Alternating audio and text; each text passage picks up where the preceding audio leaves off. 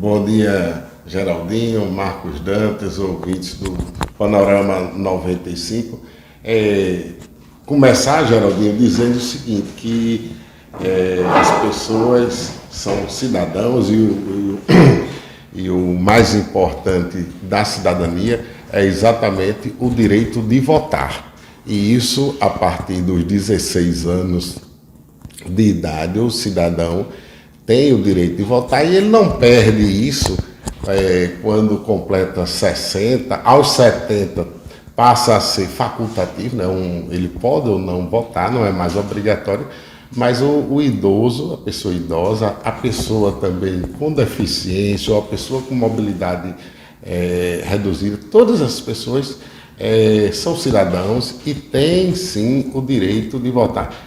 E isso é uma decisão da pessoa, né, do cidadão. Eu quero votar, eu vou votar.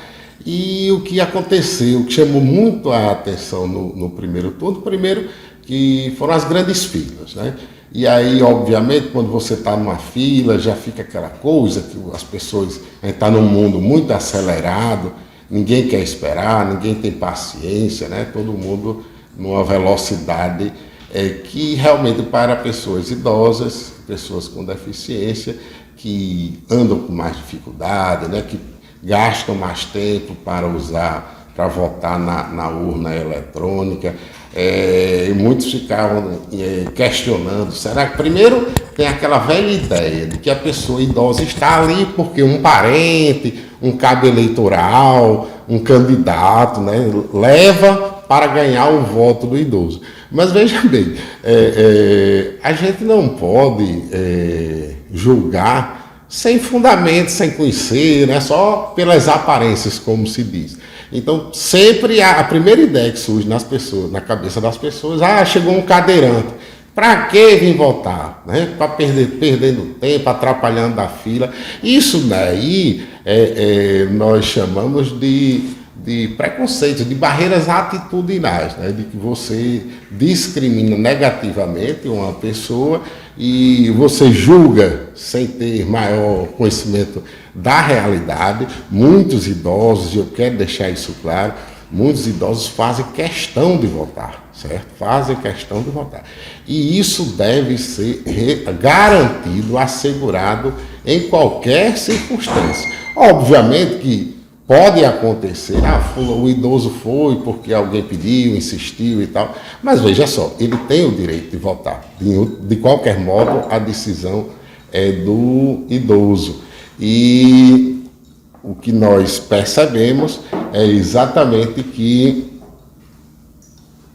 essas pessoas foram discriminadas. Algumas pessoas iam me questionar que tem alguém que as pessoas sabem que tem algum transtorno, um transtorno mental, um déficit intelectual, e se essa pessoa poderia votar. E eu sempre coloco, me diga uma coisa, tem o título de eleitor, está cadastrado, óbvio que pode votar, tem direito de votar, porque só uma decisão judicial pode realmente declarar que alguém está impossibilitado, incapaz de votar. Não é o cidadão que está olhando, que está julgando, não é o fiscal do partido, não é o pessoal os mesários, né, os que trabalham, presidem as sessões, que decidem isso. Não, se tem o título de eleitor, tem o direito de votar.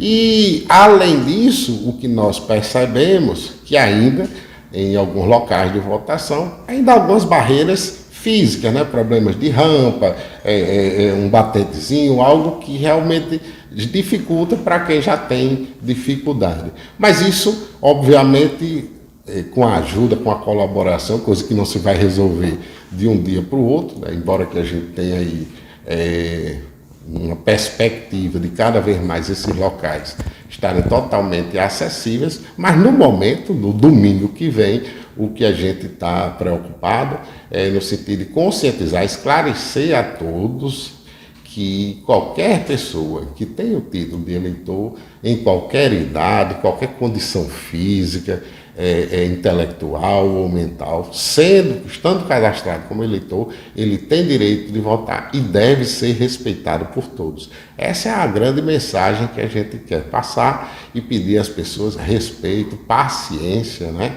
Empatia. Isso é fundamental.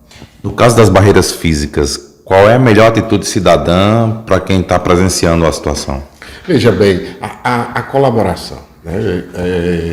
Eu queria até destacar sobre, particularmente para cadeirantes, né, que seja em razão da idade, seja por uma deficiência física, muitas vezes não tem condições de sozinho se deslocar até a urna em alguns lugares. Eu vi isso em algumas escolas, particularmente da chegada da rua, que já tem uma série de dificuldades, calçadas com obstáculos, né, e tal, aquela contribuição, a colaboração do cidadão. Obviamente colabora, se dispõe a colaborar, porque muitas vezes, apesar da dificuldade, aquela pessoa ele tem uma habilidade própria e consegue. Mas se a gente está ali por uma questão de humanidade, né, de solidariedade, de cooperação, a pessoa oferece ajuda e assegura que realmente aquele cidadão possa exercer o direito de votar e de participar da grande festa da democracia. Mas eu queria até chamar a atenção, nós temos aí lá no bairro Solidade, nós temos um caso de um presidente de sessão que é um cadeirante, né?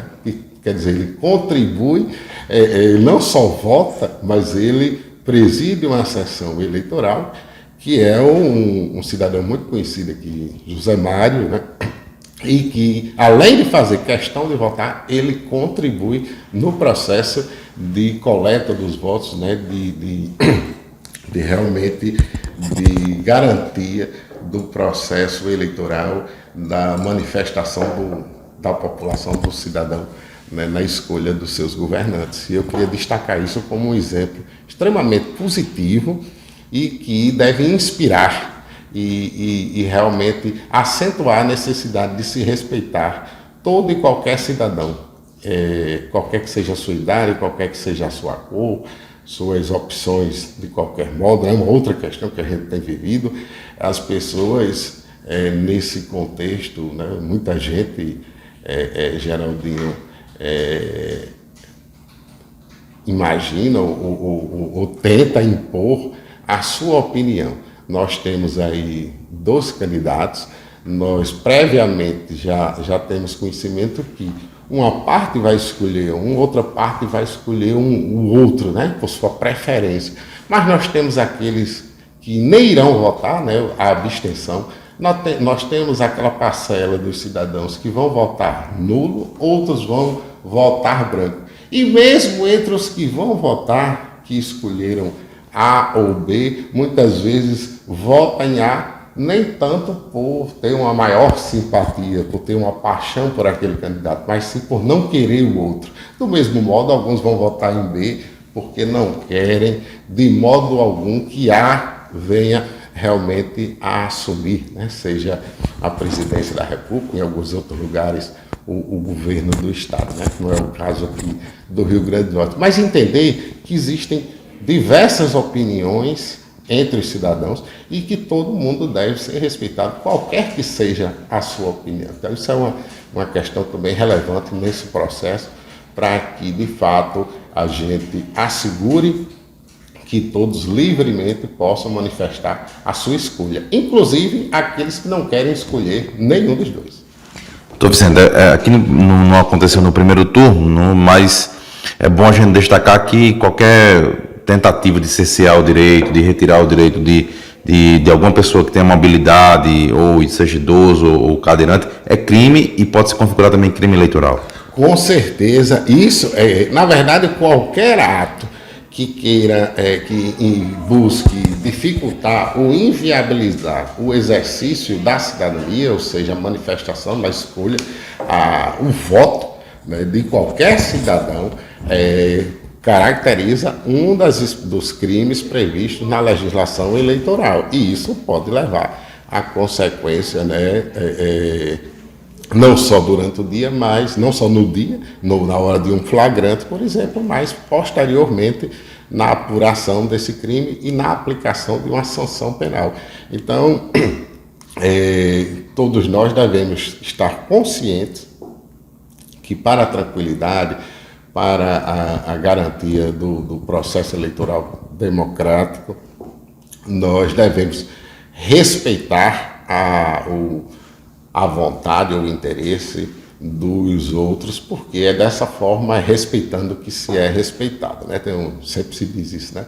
É respeitado quem respeita, somente quem respeita os outros é que será respeitado pelos outros. Então essa é a ideia básica e tal, né? Que a gente diz muito, né? O direito de um acaba quando começa o direito do outro.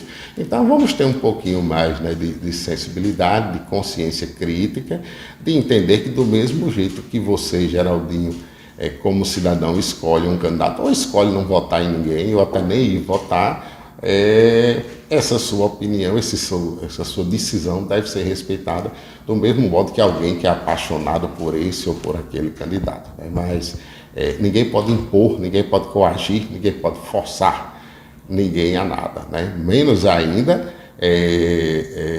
a decidir o voto dos outros, porque é uma decisão individual, baseada na vontade e naquilo que o cidadão achou como importante para decidir votar ou não votar. Sempre digo isso, sempre chamo atenção para isso, porque estatisticamente nós temos um percentual significativo de cidadãos que não vão votar e temos ainda os que votam em branco e os que votam nulo. E merecem tanto respeito, o mesmo respeito que aqueles que escolheram por qualquer razão o A ou o B, como eu estava falando no início.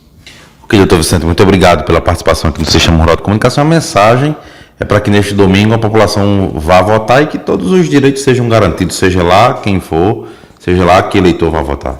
Agradecer o espaço desse programa de grande audiência, Panorama 95, e dizer que a democracia, né, caráter do regime democrático, ele que se expressa particularmente no momento da escolha dos governantes do país, né, ele tem fundamentalmente por característica a pluralidade de opiniões, a diversidade, as divergências que devem ser divergências mais respeitosas, né? Que nunca extrapolem, que nunca levem a conflitos que impeçam ou que neguem o direito de escolha de quem quer que seja. Isso é que é o fundamental.